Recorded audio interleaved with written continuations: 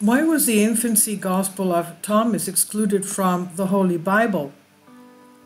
When the first widespread attempts were made to define the Catholic biblical canon in the 3rd and 4th centuries AD, that's when King Constantine made it legal for Christians to practice their faith, and they had the First Ecumenical Council. The compliers had many texts to choose from and had to be selective in confirming which were included. Many stories of the life of Jesus were ultimately classed as non-canon for a variety of reasons, but perhaps none were as strange as the infancy gospel of Thomas. In its most simple terms, this gospel is a collection of Jesus' childhood stories, filling a useful gap within the canonical gospels. It might seem, therefore, to be a useful addition to the existing canon. Within the New Testament, the Gospel of Luke contains the only significant information on the childhood Jesus, which featured a 12-year-old Jesus and his parents, and it mentions in Luke 2:41-52. So why was it excluded? Supernatural, precautious, and vengeful. The text within these stories intends to tell the story of Jesus from the ages of 5 to 12. The stories have fanciful and supernatural events, which at once prove the divinity of Christ and display bizarre behaviors in comparison to the canonical Gospels. In the stories, Jesus is showcased as a precocious child who is pursuing his education early. The story also covers how Jesus as a child matured and learned how to use his powers for good. There are instances mentioned in the Gospel that state how people around him first feared and rejected him, but later showed admiration. One of these earliest stories tells of a child who spills water collected by the infant Jesus.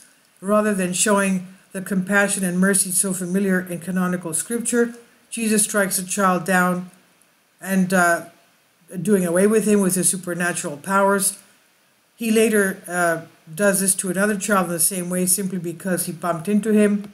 And following that, one of the episodes or stories had Jesus making birds out of clay, trying to blow life into them. This act appears elsewhere in other holy texts, most notably in the Quran. And many of the stories show extreme manifestations of divine powers attributed to Jesus. There are stories of how Jesus helped resurrect a friend from dead who fell from the roof, and helped his friend who cut off his foot while using an axe.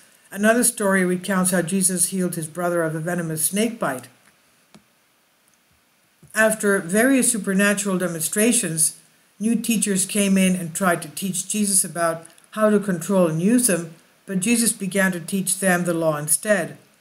A parallel to this story, interestingly, also appears in the Gospel of Luke, where Jesus is shown teaching in the temple at age 12. Flawed divinity? These stories clearly paint a different and far more human character than the canonical New Testament of the Bible. Jesus is portrayed as struggling with his powers, trying to match his development as a human child with his manifest divinity. Putting aside the interesting portraits this creates, there are obvious problems for this narrative compared to the accepted religious dogma where Jesus is God and God is infallible. The Catholic Church leaders could not allow a portrayal of Jesus from whom they derived their authority as childlike, human, and weak. In point of fact, it is this humanity which was most troublesome. Jesus was neither a good nor a bad child in this gospel, merely a growing infant learning about right and wrong. He certainly had a mischievous side, but his actions do not directly show malice. One moment he breathes life into clay birds. The next he does away with a fellow child, turns his parents blind. The gospel here is not trying to suggest Jesus is evil, but rather that he's only a child and yet has to learn the impact his powers can have. This is a surprisingly sophisticated and human portrayal, and by offering a more domestic narrative about the struggles of a human family raising the Son of God, there are even touches of wry humor. Joseph is portrayed as tired of Jesus' bad behavior, snapping at him, and Jesus is contrasted with his holy human brother James. Jesus is only found teaching at the temple after Joseph loses sight of him in the crowd. just another child separated from his parents. The scholar's verdict?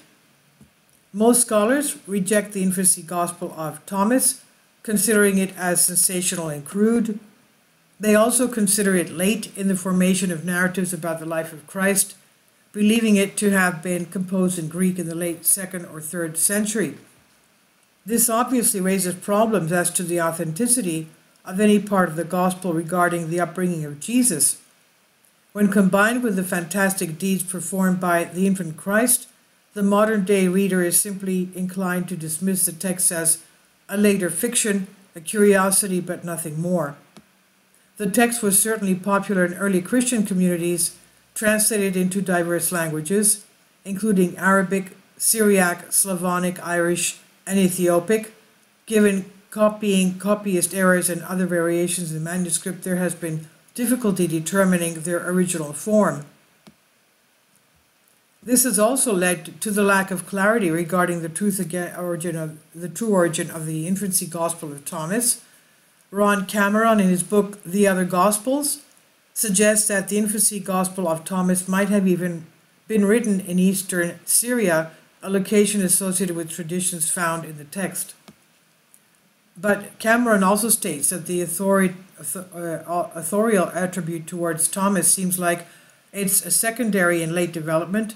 This was a common feature of such writings, which were taken more seriously if they had an early Christian leader as their author.